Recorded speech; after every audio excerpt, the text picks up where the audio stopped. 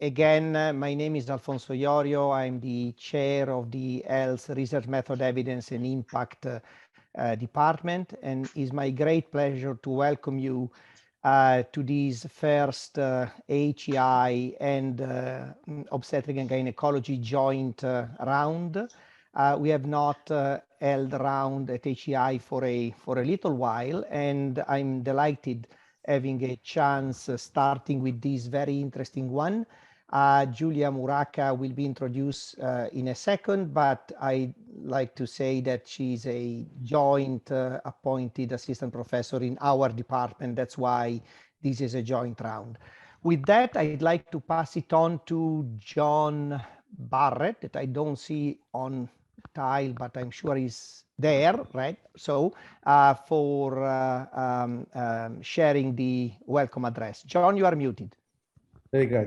I can see you, Alfonso, and I can see everybody. That's really a fantastic attendance. I think people don't know me, so my name is John Barrett. I'm the new chair of OBGYN. I don't know how long I can keep on saying new chair for. I've been here a year, but it still seems like new. One of the first people to take me under their wings was Alfonso. I am, I guess, I don't know if I'm an epidemiologist. I've done some randomized trials. I'm not an epidemiologist. But my passion is that, and the linkage between McMaster OBGYN and HEI is legendary, historical. It's not for nothing that the forest plot is an obstetric trial. And so it makes sense that we forge strong friendships, and indeed we have. And so this is just the beginning of our future together. One of the first things I did as a new chair was to recruit Giulia and cement the relationship between HEI and OBGYN. And so Giulia and I have known each other for a long, long time. We've been fighting at at meetings for maybe 10 years, and I was always inspired by Giulia. And one of the first things I tried to do was recruit her, and happy that I did. She's a perinatal epidemiologist and is now an assistant professor, a linked joint appointment at McMaster. She got a PhD in epidemiology from University of British Columbia together under sort of K.S. Joseph, who I think K.S. I know is here, probably the lead perinatal epidemiologist historically, and put perinatal epidemiology on the map in Canada and the world. Thank you, KS, for mentoring Giulia and giving her to us.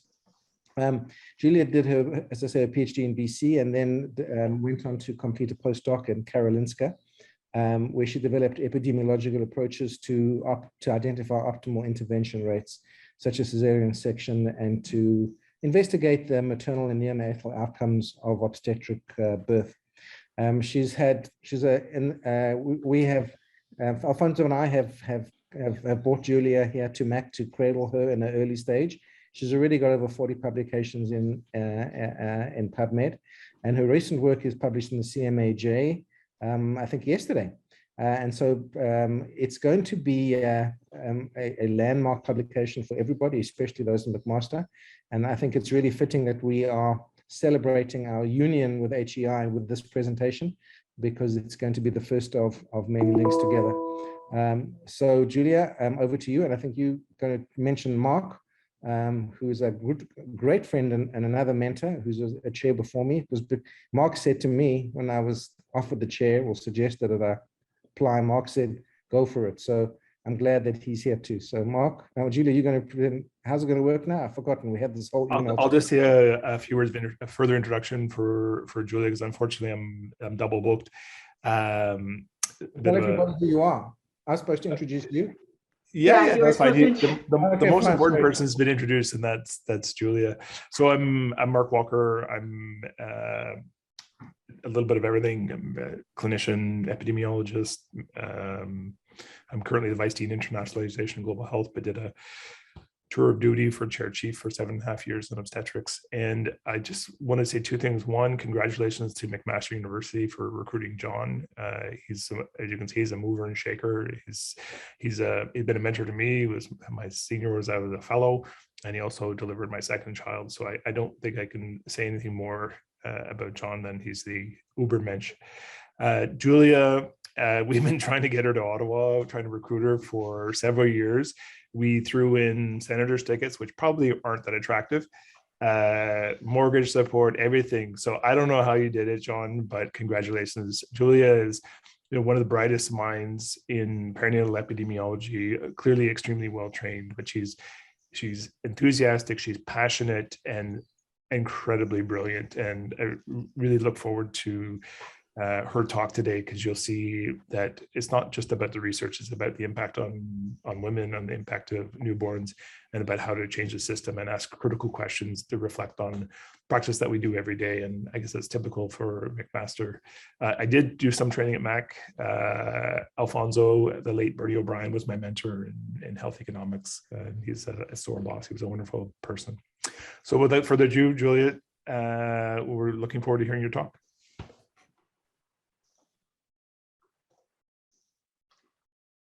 All right. So just confirming everyone sees the slides. Yeah. Yep. Yes. Okay. Just want to. Yeah, okay, we're good. So thanks so much for that introduction. I don't know how I'm going to live up to that introduction in this presentation, but I'm going to do my best. But I'm very excited to start telling you about the number of different projects that I want to share with you today, all centering on this issue of safety of forceps and vacuum delivery in Canada. And I'm really enthusiastic about looking at this today from different perspectives, from an international perspective, an inter-hospital perspective, a regionalization perspective. And so let's get started. I have no conflicts to declare. So just an outline to kind of set the stage for how I've structured this presentation. I'm first going to give some background on what operative vaginal delivery, or OVD, is. I'm then going to talk a bit about some of the temporal and regional trends in operative vaginal delivery in Canada, and then look at some of the trauma rates in a particular kind of operative vaginal delivery called mid-pelvic operative vaginal delivery, which I'll describe soon. I also want to talk a bit about the trends in maternal trauma and neonatal trauma in Canada. And I want to give some time to discussing the relationship between episiotomy and these traumas in operative vaginal delivery. Then we're going to get into the nitty-gritty of the most recent publication that came out on Monday. And I want to, in the later portion of this talk about some of the international comparisons in these trauma indices with operative vaginal delivery. Finally, I think it's probably fitting to talk about some of the long-term consequences we see as a result of these injuries, and then talk about next steps. So what is operative vaginal delivery? So once a laboring individual is fully dilated and she's in the pushing phase of labor, she's defined as being in the second stage of labor. And during the stage, when there's a complication that halts the progression of a vaginal delivery, for example, if there's an arrest in the fetus's descent in the birth canal, or when there's a need to expedite delivery, if there's imminent risk to the fetus, for example. So in these scenarios, two options remain with regard to mode of delivery. The first option is an operative vaginal delivery, which involves the use of obstetric forceps or vacuum, or a combination of those two instruments to extract the fetus vaginally. And the second option, of course, is a surgical alternative, which is cesarean. And it's important to know that if an attempt at option one, or an attempt at operative vaginal delivery, is unsuccessful, then a cesarean delivery ensues. So operative vaginal delivery kind of showed up on my radar because in late 2014, a consensus statement that was endorsed by the American College of Obstetricians and Gynecologists, ACOG, and the Society for Maternal and Fetal Medicine, SMFM, proposed that there were they put forth a number of strategies to reduce the primary cesarean delivery rate in this document.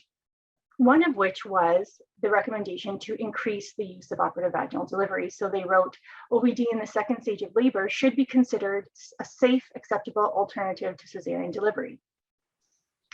And this seems reasonable because over the last few decades, as we see here in Canada, illustrated in this figure, and as we've seen in many other industrialized settings over the last few decades, as cesarean deliveries have increased, these operative vaginal deliveries have declined. So it makes sense that we'd assume that increasing these operative vaginal deliveries would have the potential to prevent cesarean deliveries.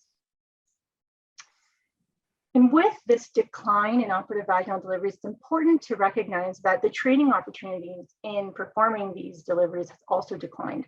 So this table is showing us that 2 surveys of the 16 Canadian residency programs in the years 1986 and 1991 showed that obstetric residents had exposure to 50 to 80 forceps procedures. And many of these were mid-pelvic procedures that required rotation. In contrast, a survey in 2017 compared the same metric in obstetric residents in Canada and found that the range of the number of forceps deliveries performed by Canadian obstetric residents was between 1 and 12. So I want to mention quickly here that there are some operative vaginal deliveries that might be more appropriate alternatives to cesarean deliveries than others. And one of these differences might be due to a measurement we call pelvic station. So pelvic station measures the descent of the fetus in the birth canal by identifying the location of the leading point of the fetal skull with respect to the maternal ischial spine. And if this measure is above 0, then operative vaginal delivery shouldn't happen, it's contraindicated, and only a cesarean delivery can be performed. Mid-pelvic station is between 0 and +2 centimeters below the ischial spines. Low station is characterized as being +2 centimeters or more below the maternal ischial spines. An outlet station is when the fetal head has descended enough to have reached the pelvic floor and is on the perineum. And these are important because operative vaginal deliveries at these different stations are associated with different rates of neonatal and maternal trauma. And the safety of the alternative operative vaginal delivery, which is cesarean delivery, is also different at each of these stations. So for example, a cesarean delivery that's performed when the fetal head is at low or outlet station can be very traumatic for a mother because there's well-known increased risks of trauma following cesarean deliveries with a deeply impacted fetal head. And so when the fetus is at a lower outlet pelvic station, generally implies that maybe an OVD is the safer option. On the other hand, it's here at mid-pelvic station, when the fetal head isn't as deeply engaged in the maternal pelvis, that OVD would really require some significant operator skill and experience to result in a safe delivery. And this is also where cesarean delivery would likely pose less of a challenge as the fetal head isn't impacted. So it's really important to take into account this measurement, especially because it's the increase in OVD at mid-pelvic station that would probably have the greatest potential to reduce that cesarean delivery rate. So let's think about this question. It seems intuitive that increases in operative vaginal delivery would be a reasonable strategy to curb the rising cesarean delivery rate. But given the shifts in practice that I suggested earlier, can we really consider them to be a safety acceptable alternative in contemporary practice? Well, to answer this question, my colleagues and I carried out a number of observational studies in an effort to really understand the profile of operative vaginal delivery use in Canada and the comparative outcomes in operative vaginal delivery and its alternative, which is second stage cesarean. And the first of these was this descriptive study that aimed to understand the temporal and regional variations of the use of operative vaginal delivery in Canada. And we wanted to do this in by pelvic station because pelvic station specific rates of operative vaginal delivery really help to elucidate and really distinguish the full picture of the practice changes that may have taken place in Canada. And so what we found in that analysis was that operative vaginal delivery use varied widely among provinces and territories. We found that vacuum was increasingly replacing forceps and outlet, replacing forceps at outlet and low pelvic stations. And we found that cesarean deliveries have been replacing forceps deliveries at mid-pelvic stations. So what we kind of expected to be happening that, it's that mid-pelvic station where cesarean deliveries are kind of overtaking what used to be done by forceps. So this is where we chose to focus.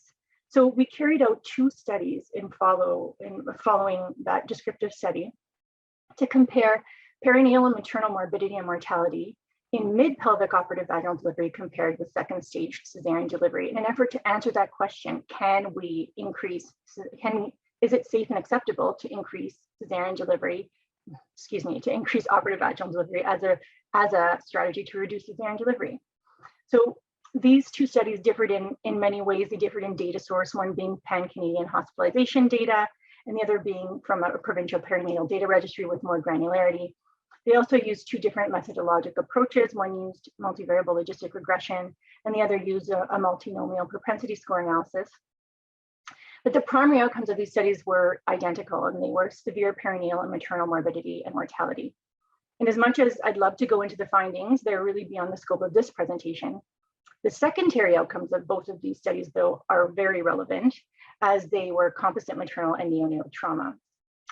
So I wanted to take a moment just to review how we defined the composite maternal trauma and composite neonatal trauma, as this is an outcome that is we used over and over again in some of the studies I'm going to show you. So maternal trauma included obstetric anal sphincter injury, which is defined as 3rd or 4th degree perineal tears, cervical and high vaginal lacerations, pelvic hematoma, obstetric injury to the pelvic organs, joints, and ligaments, injury to the bladder or urethra, and other pelvic trauma. And our neonatal trauma composite outcome included intracranial hemorrhage and laceration, skull fracture, severe injury to the CNS and the PNS, fracture of the long bones, and injury to the liver or spleen.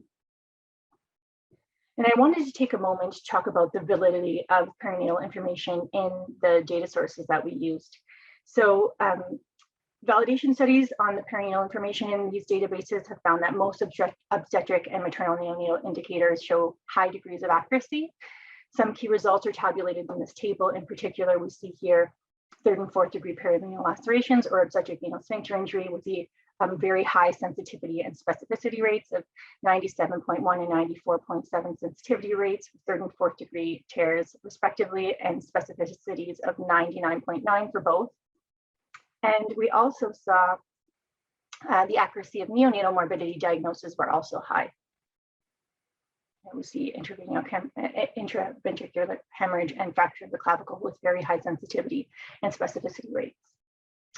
Additionally, in the 2015-16 fiscal year, there was a discharge abstract database reabstraction study carried out in hospitals across Canada, which showed very high agreement for obstetric trauma, which was defined as 3rd and 4th degree perineal lacerations, as well as any other injury to pelvic organs. And specifically, they found 97% agreement in that indicator. And lastly, on this note, obstetric trauma is one of CIHI's national health system safety indicators, and it's routinely scrutinized for data quality, with suspect findings communicated back to the submitted facilities for investigation and correction. So we have a lot of confidence in these indicators. Now back to the results of those two studies. We stratified the cohort by indication for operative delivery into a dystocia group and a fetal distress group. And so these tables here show the crude rates of trauma in the dystocia group on top and the fetal distress group on the bottom. And this was really our first discovery of these alarmingly high rates of trauma among these deliveries. So we see here in forceps and vacuum and sequential use of both forceps and vacuum, maternal trauma rates among individuals with dystocia of 22.9, 15.4, and 22.2. The neonatal trauma rates per 1,000 live births for each of these groups was 7, 7, and 14 respectively. In the fetal distress group, we found similar rates of maternal trauma and higher rates of neonatal trauma with 12, 10, and 25 per 1,000 live births. And we found that approximately 90% of the composite maternal trauma outcome was composed of cases of obstetric anal sphincter injury. So these are the same groups with the same maternal trauma rates listed, but here we see that the crude rates of obstetric anal sphincter injury, and we can see that most of this maternal trauma is accounted for by obstetric anal sphincter injury, with rates of 18 to 20.4% in the dystocia group and 12 to 18.2% in the fetal distress group. Now, this figure is again looking at crude rates of obstetric anal sphincter injury now, again stratified by indication and instrument, but this is from the provincial data, the study looking at using provincial data. And really the take-home messages of this figure are that number one, the rates of obstetric anal sphincter injury were high across the board. with rates of 8.5 to 23% among the mid-pelvic forceps, vacuum, and sequential instrument groups. The second is that in Canada, the average woman who's having a trial of mid-pelvic forceps has a 20% or greater chance of having obstetric anal sphincter injury, according to these data. But remember, these outcomes were among individuals with a mid-pelvic operative vaginal delivery. So we thought surely when we included outlet and low operative vaginal deliveries, the rates would be much lower. So what we did was we looked at over 60,000 deliveries with and stratified by indication for operative delivery of dissociating field distress using, again, the discharge abstract database. And we looked at whether there was modification of the relationship of operative vaginal delivery and these trauma indices by pelvic station. What we found was that neonatal trauma, was that there was modification by pelvic station in vacuum deliveries, but not forceps deliveries. And with respect to maternal trauma, we found some significant modification by pelvic station among deliveries with dystocia, but not with fetal distress. But more importantly, we were highly compelled by, again, just looking at the crude rates of obstetric anal sphincter injury in these groups.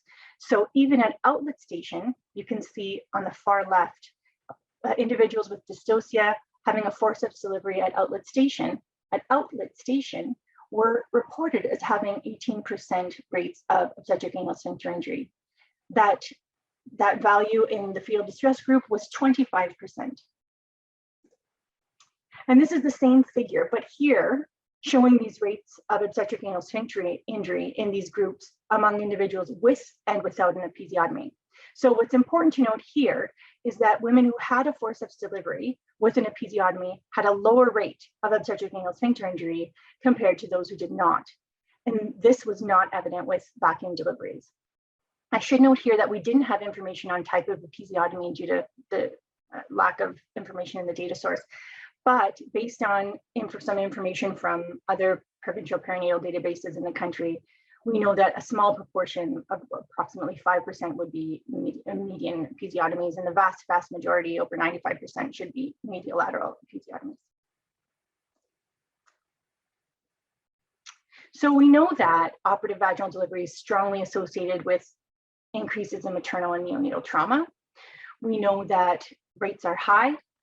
And so what we were still wanting to, where our inquiry lied, I guess, is that we wanted to know what the temporal trends were of these injuries. And we wanted to know if we could estimate the relationship between the rates of these deliveries and the rates of obstetric trauma and birth trauma on a population level. And so these are the questions we sought to answer in this analysis, looking at trends in these trauma rates and how they associated with operative vaginal delivery rates across the country. So again, here we used hospitalization data. We looked at over 1.9 million singleton term deliveries.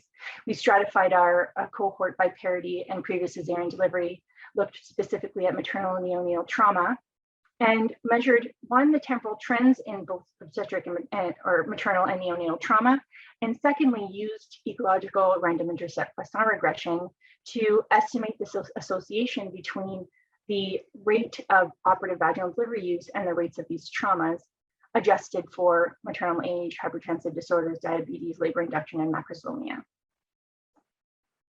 And so this graph is showing us the rate of maternal trauma among nulliparous women. I'm not showing the other two groups just in the interest of time, but in nulliparous women, we saw the overall rate increase from 6.6 deliveries to 7.2 deliveries from 2004 2014, and this is among all deliveries.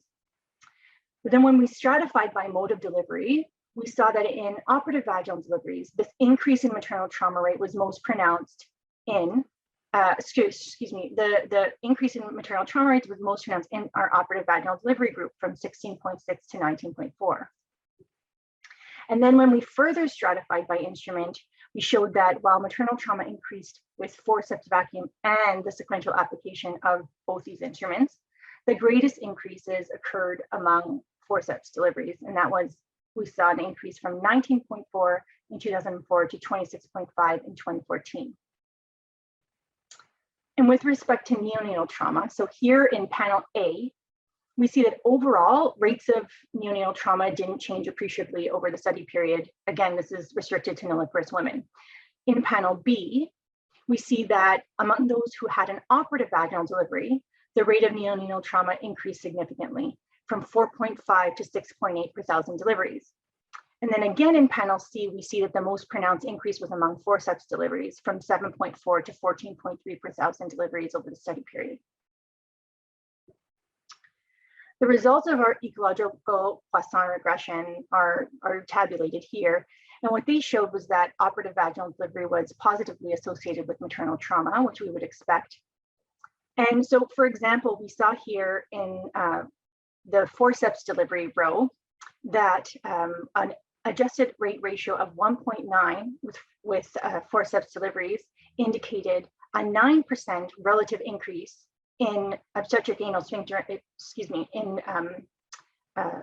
obstetric trauma with forceps delivery for each 1% absolute increase in the operative vaginal delivery rate. And this translates into 1,061 excess cases of maternal trauma per year among the nulliparous women alone. And so given a 1% increase, we would expect to see that number of excess cases of maternal trauma. The equivalent number in vacuum deliveries was 708.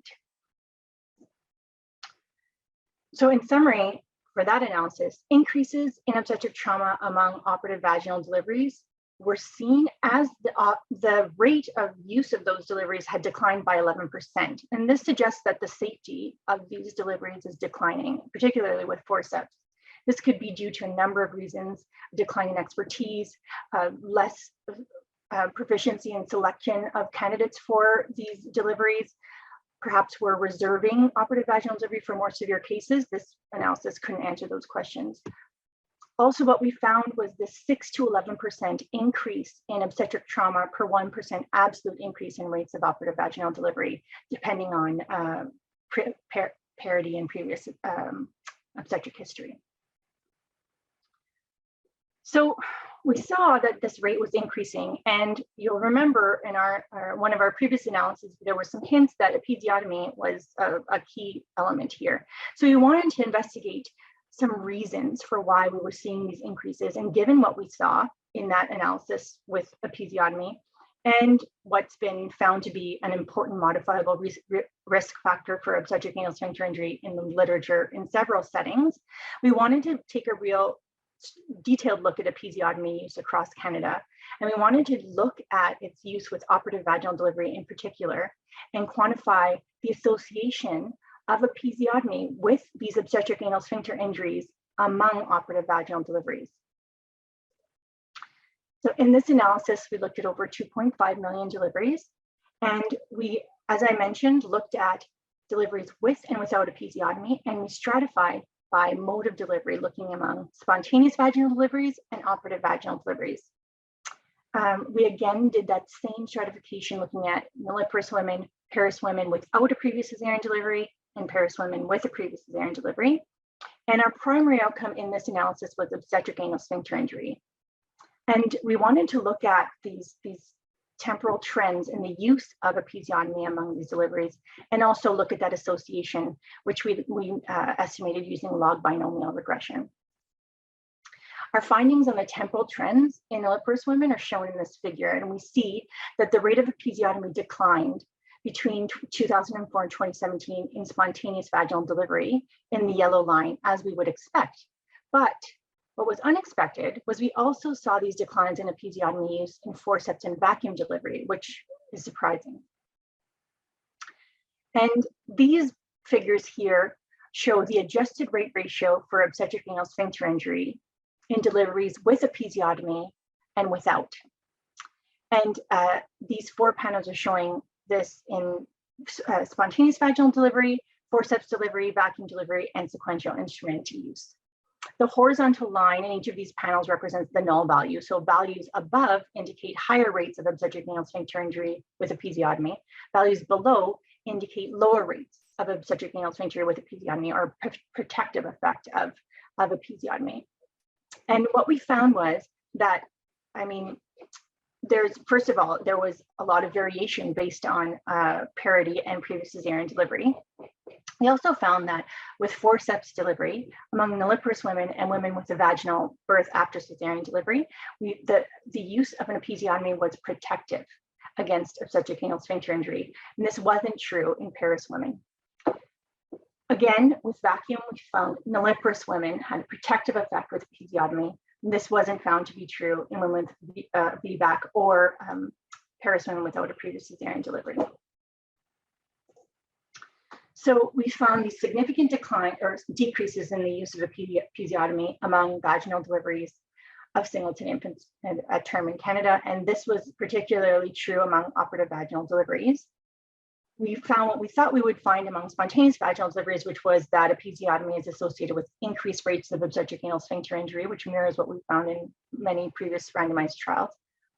Among operative vaginal deliveries, though, we did find these varied associations by perinatal and obstetric history, but notably these 36 to 40% decreases in rates of obstetric anal sphincter injury with forceps deliveries and episiotomy.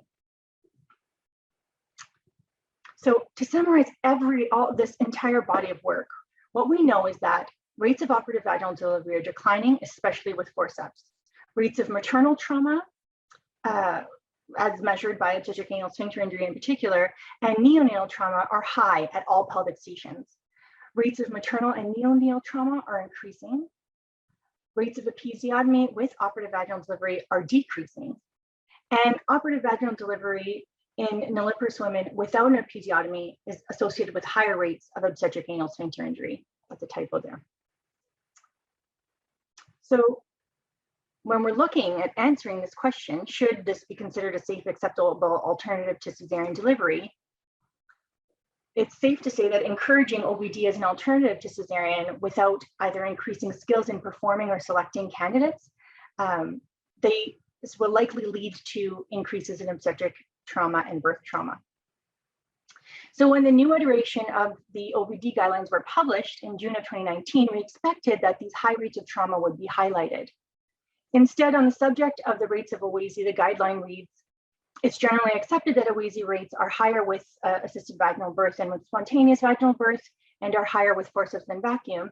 A recent review suggests an OASI incidence of between 4 and 6.6% of all vaginal births, including those by assisted vaginal birth. Further, it asserts that overall, in carefully selected circumstances, both vacuum and forceps are associated with relatively low rates of serious morbidity and mortality in both mother and baby. And lastly, on the topic of episiotomy, we find that the recommendation is that restrictive use of mediolateral episiotomy is supported in assisted vaginal birth. So we can return to that, but around this period, a CIHR grant facilitated the formation of a team of 70+ researchers, clinicians, and perinatal program managers with this objective of improving perinatal healthcare regionalization in Canada. The overarching goal of this team was to evaluate the effectiveness and safety of perinatal care regionalization by really assessing the functionings of hospitals under this perinatal regionalization framework. So this has been achieved by the authorship of these 3 reports. And what these 3 reports did was stratify women by mode of delivery, attempted forceps, attempted vacuum being the first report, primary cesarean delivery the second, deliveries to pregnant individuals with a previous cesarean delivery third, and look at comparisons by province and territory, tier obstetric service, and between hospitals. And of course, I was very excited to look at the first analysis looking at attempted forceps and attempted vacuum delivery using this regionalization framework. And this resulted in a study that was published on Monday, which really in-depth characterized the maternal and neonatal trauma following operative vaginal delivery in Canada by province and territory, by tier of obstetric service, and in relation to annual hospital level operative vaginal delivery volume, which I'll talk about. So we looked at over 1.3 million births, of which 11.3% were attempted operative vaginal deliveries. We looked at the same maternal trauma composite outcome I described earlier.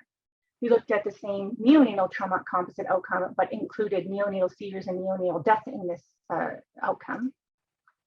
What we found was, well, this table is showing us the frequency of the composite maternal trauma outcome. And what we saw was that maternal trauma was very common following forceps deliveries, again, with 1/4 of these deliveries being affected with maternal trauma, and to a lesser extent in vacuum, but still high at 13.2%.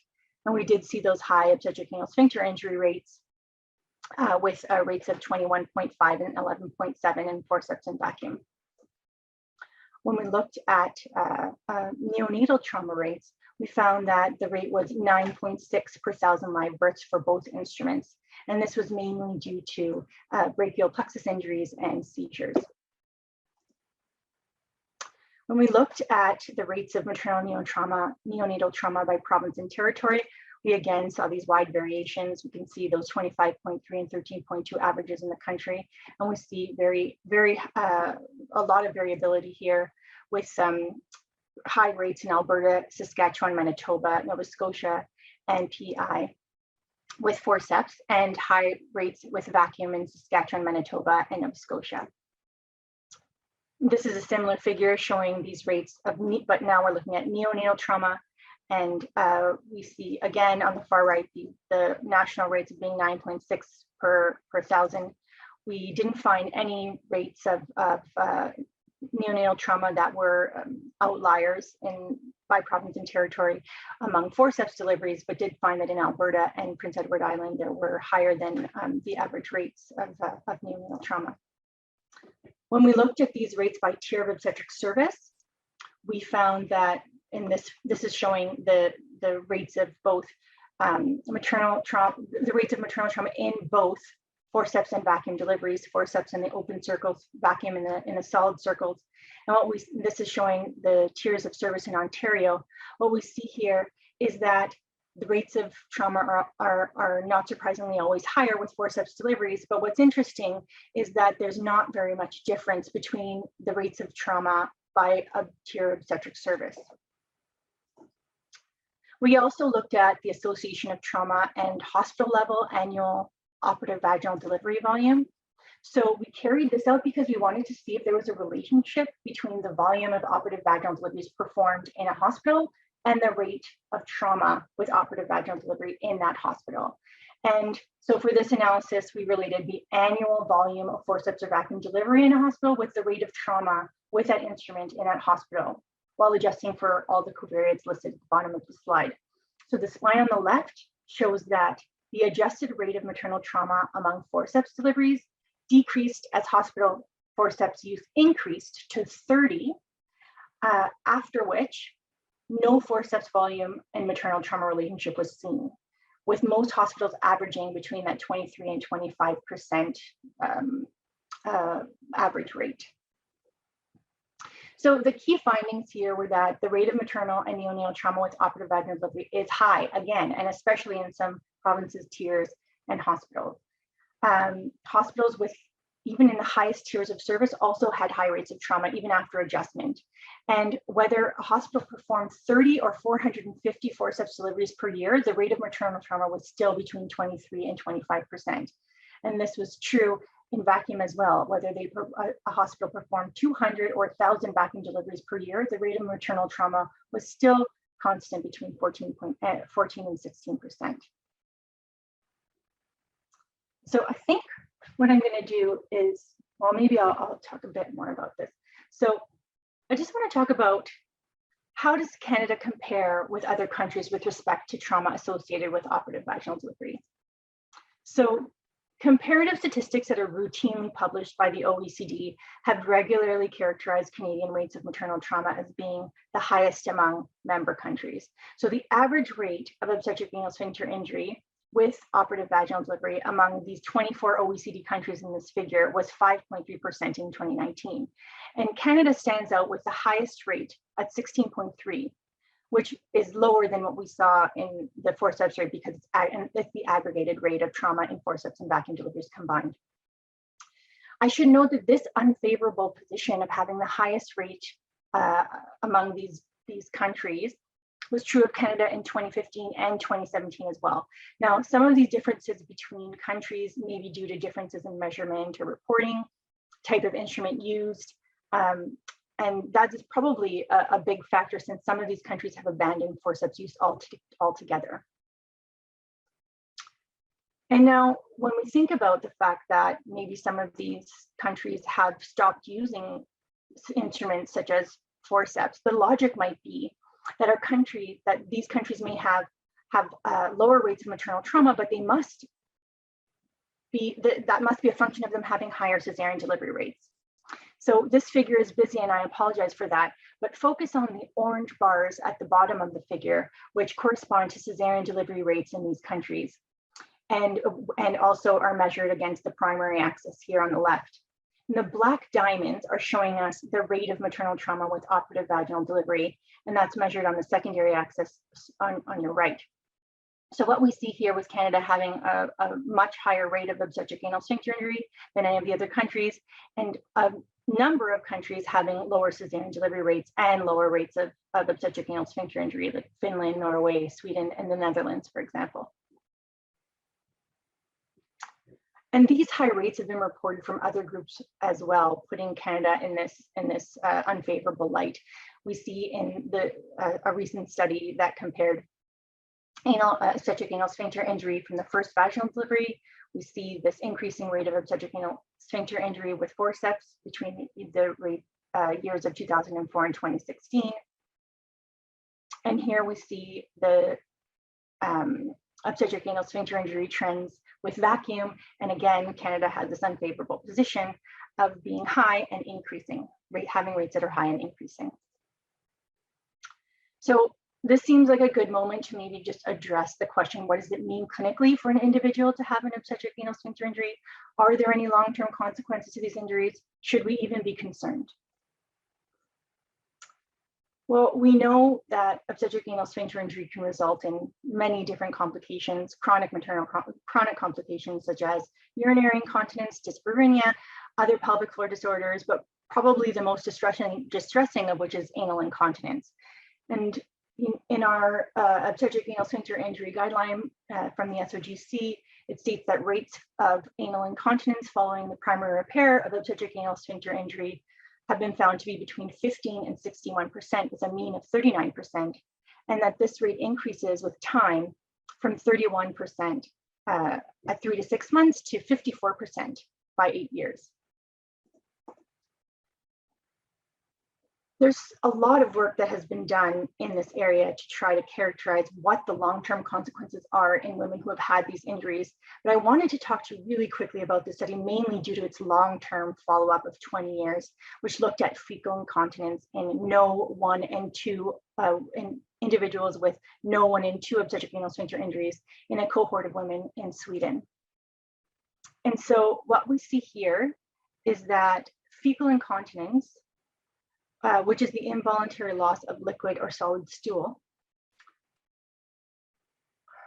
had rates of obstetric anal sphincter, had rates of 23% among individuals who had 1 obstetric anal sphincter injury. And when we look here to the right, we look here at among the different subtypes of fecal incontinence. So individuals who had involuntary loss of any solid or liquid stool and concomitant gas had rates with 1 obstetric anal sphincter injury of 22%. And this figure really hits me hard because it shows the difference in fecal incontinence in individuals by age group. So we see that 26.3% of individuals who had an obstetric anal sphincter injury had fecal incontinence by the time they were 44 years old.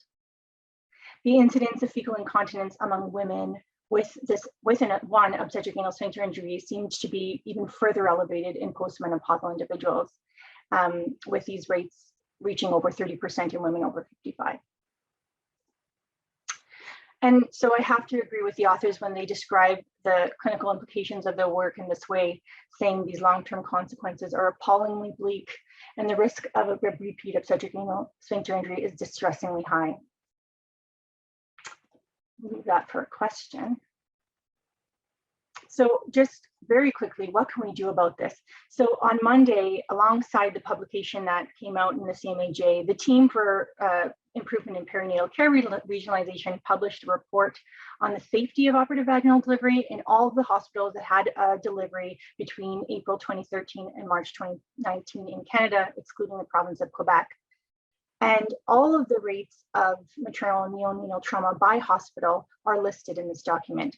This is an excellent resource that can be used to see the rates of trauma occurring in your institutions, in the provinces, in each province and each tier of obstetric service. And you can see that there are large between hospital variations. Different provinces and tiers of service in hospitals with outlier rates are identified. And so using this tool, we can review our rates and develop QI initiatives that would suit each local context. What should we be doing about this? Well, clearly we should need to be transparent about these rates of trauma with pregnant individuals, ideally antenatally. We need to be clear that operative vaginal deliveries are invasive procedures with substantial risks that need to be disclosed. You know, it's clear that the failure to do so would compromise pregnant individuals' autonomy in making evidence-informed decisions regarding their childbirth. The other thing that these studies highlight is that routine surveillance of perinatal indicators is really essential. The frequency of obstetric anal sphincter injuries found in our study compared with those reported in the current OVD guidelines really highlights the importance of this and reporting timely, empirically derived measures of risk that reflect what pregnant individuals would encounter in typical obstetric practice and not in an idealized scenario. Just want to acknowledge my co-authors. There are several more. The complete list of the CIHR team for improving perinatal care regionalization is available on this website. I want to thank our funders, the CIHR, and I'm including my email here if anyone has any questions. I'm sorry we went over. We started a bit late, but I do look forward to hearing all of your thoughts. Thank you, Giulia. I got all the beginning part wrong in the introductions. I think I'm supposed to moderate, right? Yes, you get that right. Okay, good.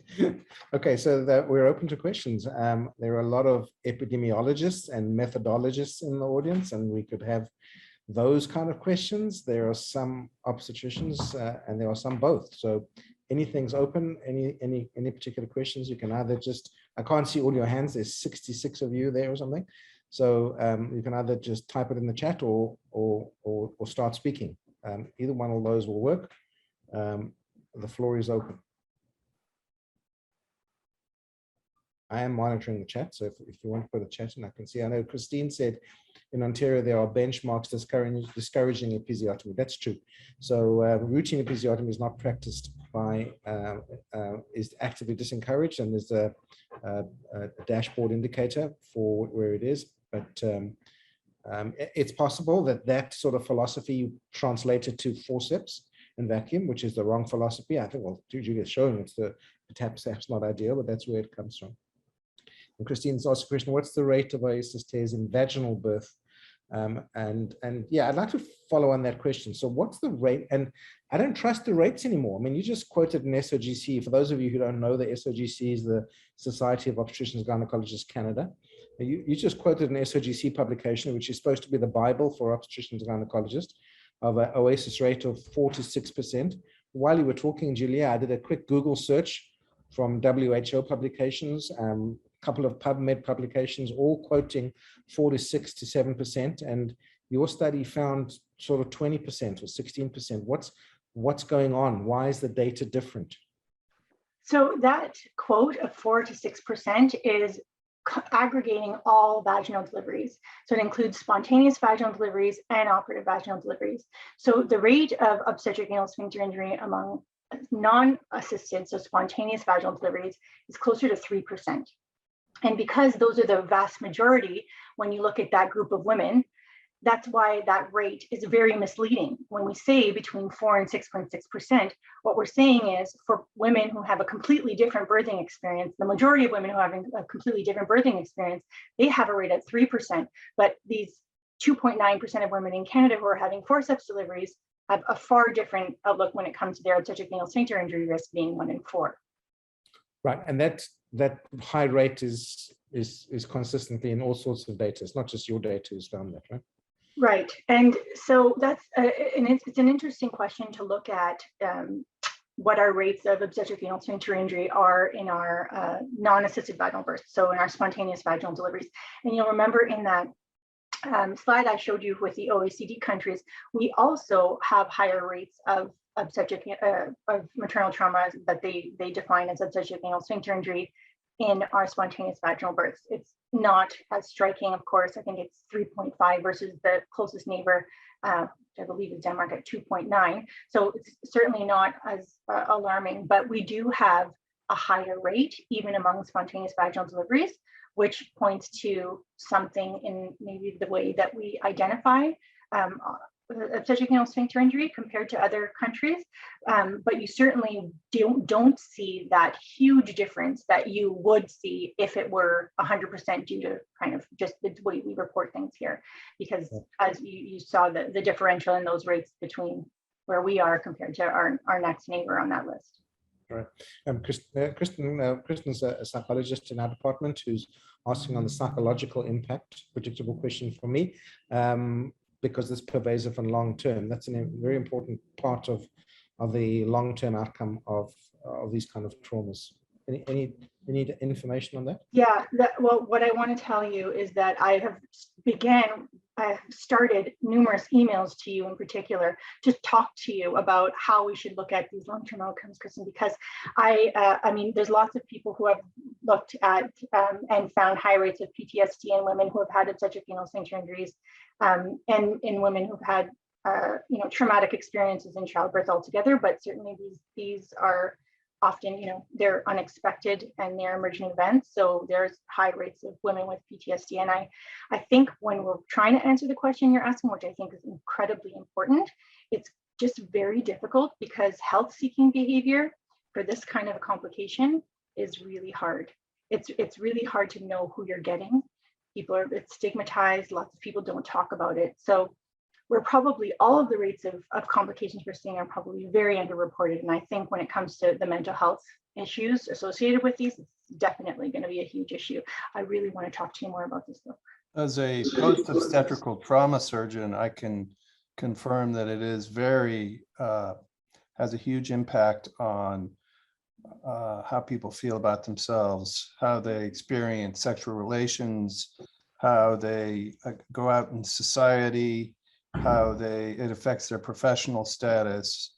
And if you want some insight into that, go to the Royal College of OBGYN OAC care package, and they have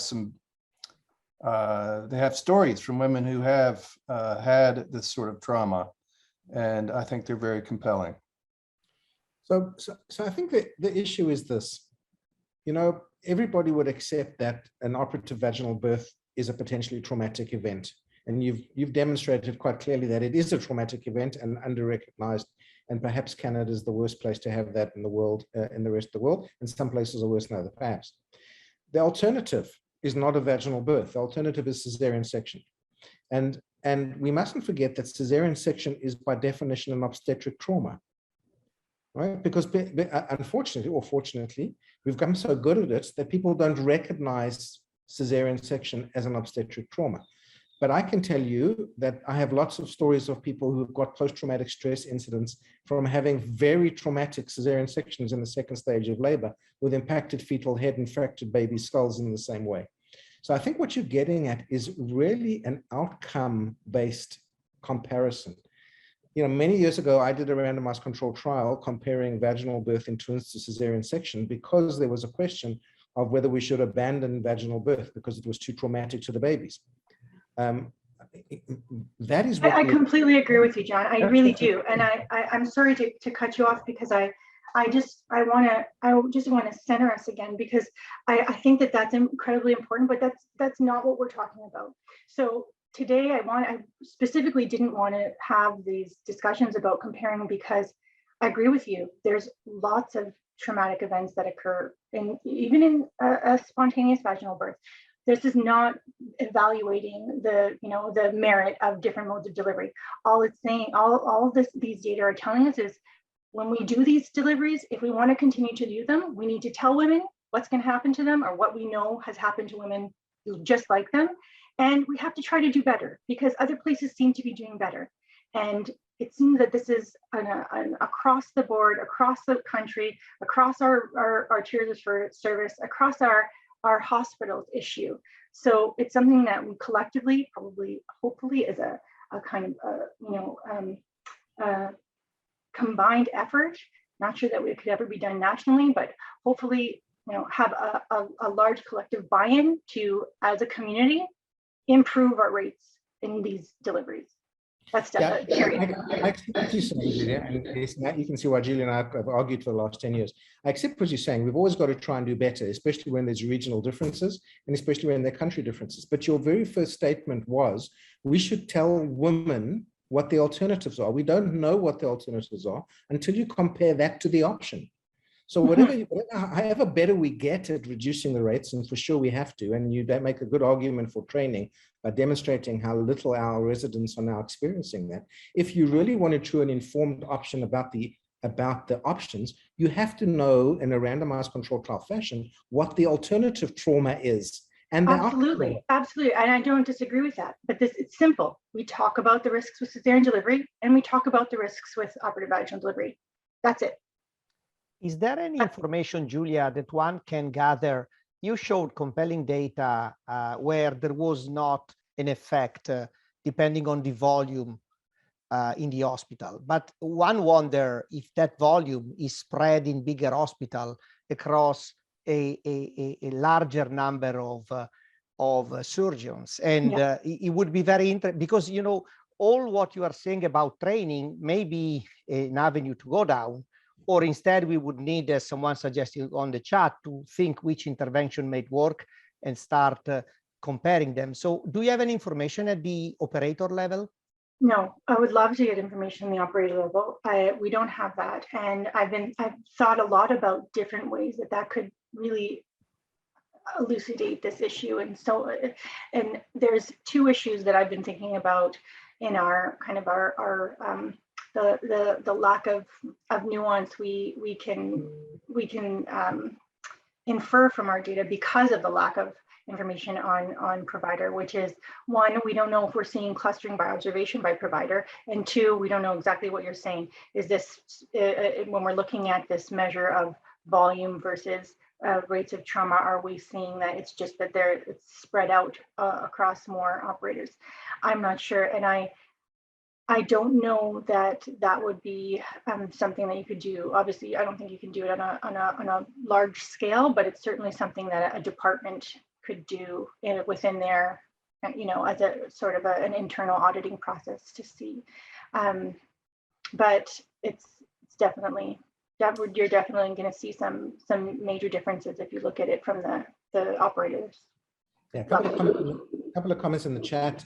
Isabel and Rohan are making a plea, and I guess that an OASIS tier is part of a composite outcome of severe maternal morbidity. I think one of the things, having trained in the UK and Canada, is when you get a third or fourth degree tier in the UK as a trainee, it's a critical event, and everyone gets concerned, and perhaps we don't treat it as much. Yes, I think that's for Isabel and Rohan, who are doing so much work on SMM. That's right. Thank you. Brian, we mentioned about what interventions. Heather, can we work on management of our labor overall and get a low OVD, OASIS and a cesarean section like Norway? Yeah, I think we have to learn from our colleagues. Laura says, really nice work, Giulia. A limitation on obesity. What about obesity and adverse outcome in BMI? Certainly, it's certainly there for cesarean section. So let me just respond to that one, John. So there's an interesting relationship with obesity and obstetric anal sphincter injury, which is it's completely opposite of what you would think. So many studies have shown that the rates of first and second degree perinatal tears seem to be higher in women with higher BMIs, but consistently it's been reported that third and fourth degree perineal tears are actually less frequent in women, overweight and obese women. So this would be something interesting to look at to kind of confirm those findings or contradict those findings, but not necessarily high on our list of risk factors when we're looking at obstetric anal sphincter injury. And you mentioned that looking at obstetric anal sphincter injury as a or including it as a severe maternal morbidity, which I don't know. I mean, the difficulty is that you need to wait. Often you have to wait several years to know what the implications are. So I guess that's the limitation there. Yeah, and just to enlarge upon that, you know, there are some oasis tears that are terrible, and everybody knows that there are some classically third-degree tears with a couple of fibers that are put in, which are not the same as a fourth-degree tear. And what we're interested in is long-term outcomes. And Lahani raises a great point. Lahani, this is an opportunity of those willing to do a randomized control trial. And I've been thinking about this constantly. What outcomes do you choose? And these, do you include the psychological ones? Do you include, Julia? What outcomes would you think of? Let me just address one of the things you mentioned earlier before I answer that, John. And that is when we talk about, you know, a few fibers versus a full-on fourth-degree tear. So it's really difficult to find studies that look at grade of tear as well as degree of tear.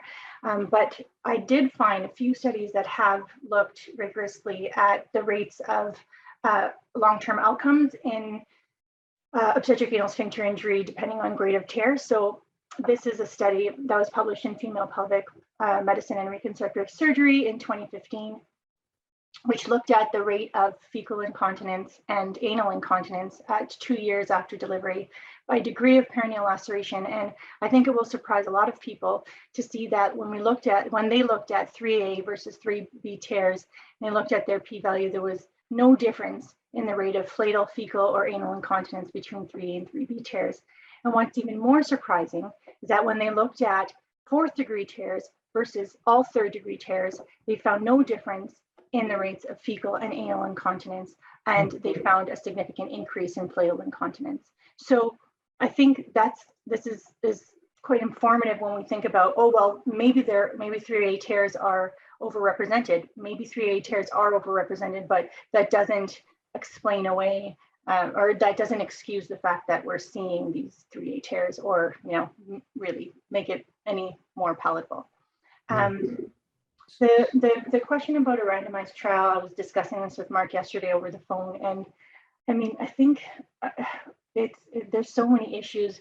We at the end of my dissertation defense, Marion Knight was there and said, and someone asked this very question, and I finished my response saying, but we probably will never, you know, this is an infeasible kind of, this is a fun thought exercise, but it's infeasible because we won't ever be able to accrue women into a trial like this.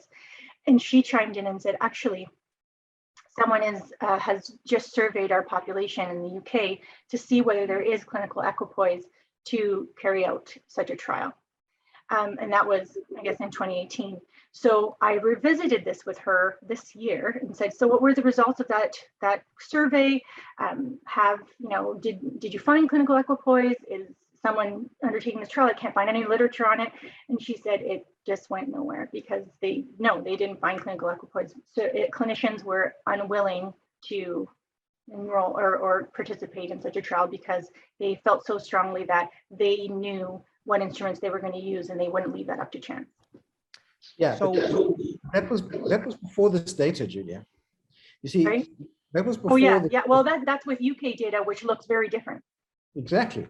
Yeah, that's true. That's true. And also their rates are different. So Julia, thank you very much for the presentation. Many made their best appreciation, gave their best appreciation of your talk.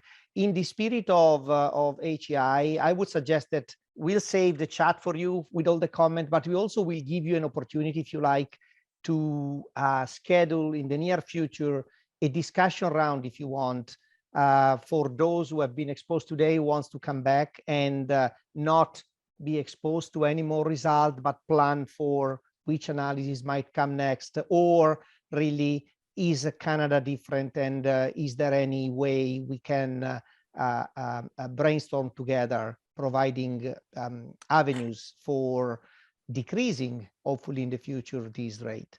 But with that, I would suggest we are 10 minutes over, and we should be respectful of everyone's agenda and close it here. Thank you again for delivering so professionally. And we hope you'll pick up on the offer of calling us back for a brainstorming, open discussion, hopefully in person, if this nth wave of COVID will wane off. Thank you very much. And thank you everyone for attendance. Thanks, John, and thanks, Alfonso. Thank you very much. Thank you, guys.